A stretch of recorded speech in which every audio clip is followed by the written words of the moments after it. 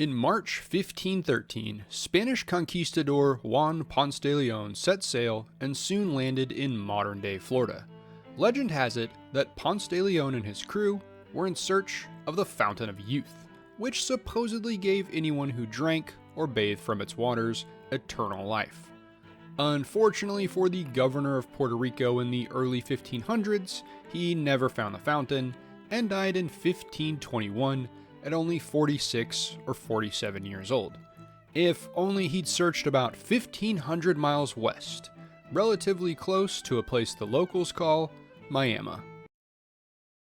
The Oklahoma City Thunder have done what Ponce de Leon could not. They've not only discovered the Fountain of Youth, but have created a culture around the city that cultivates the vibes needed to build a contender that's unlike most others. But before we talk about the 2025 Thunder, we have to go back to the beginning.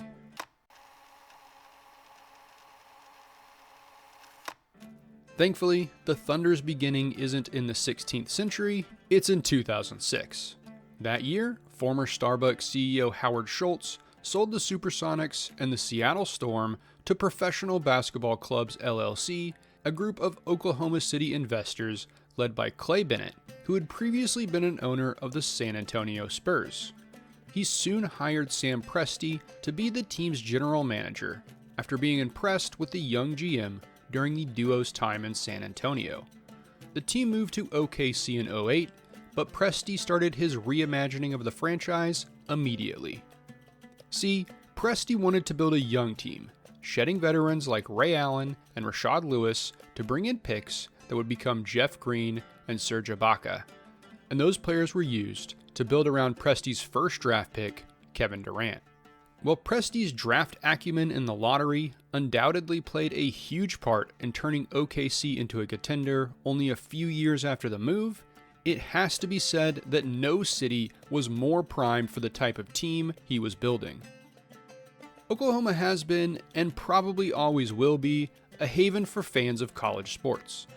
The University of Oklahoma has almost always been a college football juggernaut, but has consistently fielded a solid basketball team as well. Oklahoma State, on the other hand, is home to Gallagher-Iba Arena, which is often referred to as the Madison Square Garden of the Plains, due to how raucous the home crowd gets during big games.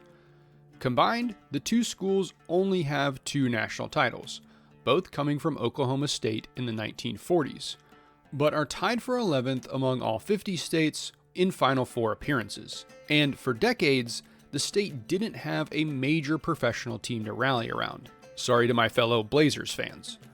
Whether a Cowboy or a Sooner, college sports were the be-all, end-all for most Oklahoma fans.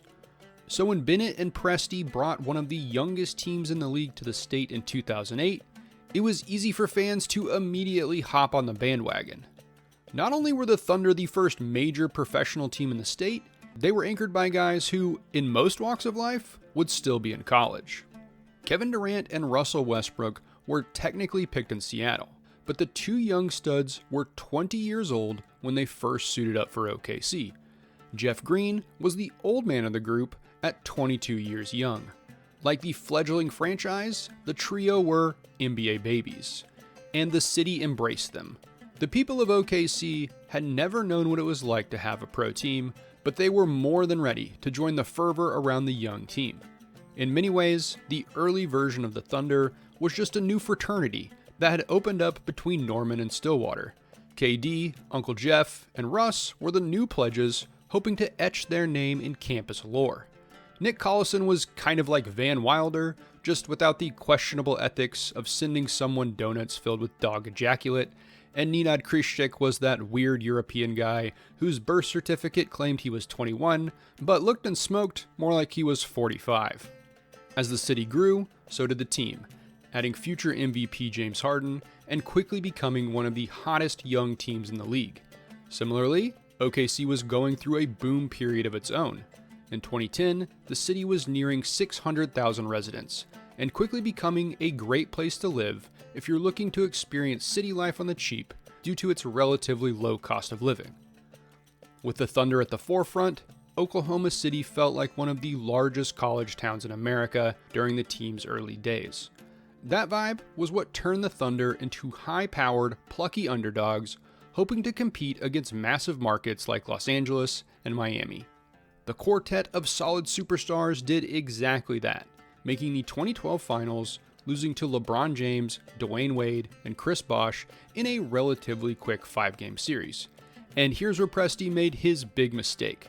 By trading away James Harden, Presti reminded his young team and city that this is, ultimately, a business.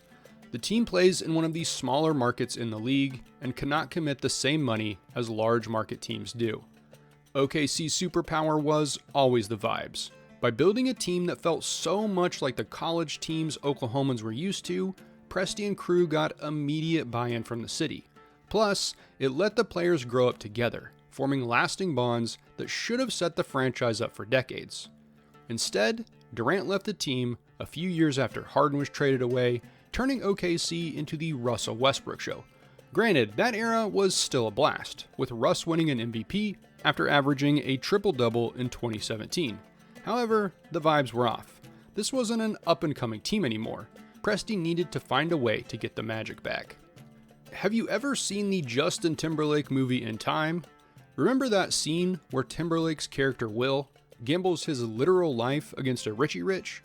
Presti essentially did that after trying to bring in elder statesman, at least in Thunder terms, Paul George. My man walked into the Clippers front office, flipped his arm sideways, and came out with Shai Gilgeous-Alexander and a bevy of first-round picks. He did the same when he sent Westbrook to the Rockets in 2019. Heck, Presti even turned CP3 into a first-round pick in 2020. Presti proved that no player was bigger than the team. Of course, that meant OKC struggled for years, but all of that draft capital let Presti build another contender. Obviously, we've seen teams reopen their window quickly, but we don't see this that often with small market teams. Just look at Detroit. They won a title in 2005 and had a few more solid seasons after that, but haven't been a top 5 seed since 2009. Their fans have had to go through a lot in the interim, and while things are currently looking up, they're far from the title contenders the Thunder are. What OKC has been able to pull off in the last few years is nothing short of mind-blowing, and it's taken a combination of factors to get here. Obviously, the drafting skill and willingness to make deals from Presti is at the top of the list, and I have to give credit to the training staff for developing stars like SGA, Chet Holmgren, and Jalen Williams. However, the hidden superpower of the Oklahoma City Thunder is the city itself. And this isn't some kind of 12th man-like home court advantage. I certainly wouldn't let the Thunder also steal that from you, Seattle. No, this is about an owner understanding the city he lives in and building a team that perfectly fits it. OKC is a young, up-and-coming city with a chip on its shoulder. When the Thunder are at their best, the team is embracing that mentality.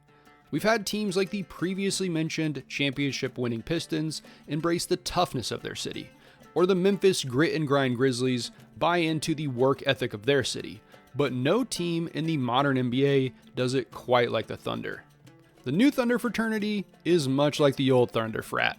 There is a bevy of new pledges starting to make their name on campus, and a few of them, Chet Holmgren and Jalen Williams, are well ahead of schedule. Alex Caruso and Isaiah Hartenstein weren't homegrown like Nick Collison, but like Mr. Thunder, they're ready to give everything for the team. And then there's SGA. The young MVP has been on a similar trajectory to Kevin Durant. Both guys picked up their first, and so far only MVP during their 7th season in the league, while averaging more than 32 points a night. Now, I'm not saying they're the same kind of player, or SGA is as good as the Slim Reaper, but the parallels in a Thunder uniform are kind of uncanny. OKC just has to hope that SGA doesn't jump ship in a few years for bigger and brighter lights. Even if he does, we've already seen that it might not matter much. Presti isn't in the business of letting stars walk for nothing. OKC will milk everything it can out of its best players, especially when they leave. And that vampire-like ability to suck a player's value dry is what keeps Presti and the team young, reinvigorating the team every few years, just like great college basketball programs used to do before NIL took over the world. By keeping the team young, you make it easy for Oklahomans to buy in. And doing that at the rate OKC does is a legitimate superpower. Because when people show up to the arena, They aren't just there to cheer the Thunder on, they're cheering themselves on.